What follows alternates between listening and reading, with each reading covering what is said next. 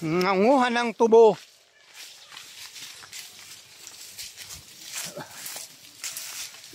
May maganda pa rin namang lugar dito. Ayan. Pwede pa kaya to? Pwede pa yun. Ay, mataga ka naman. Ito nga, Nakatubo ka nga, nataga ka naman.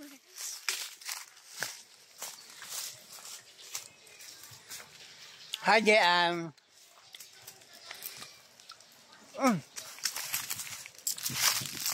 Ito po yung kasama naming mangyan. Ayan, no. Taga-Chaong po siya.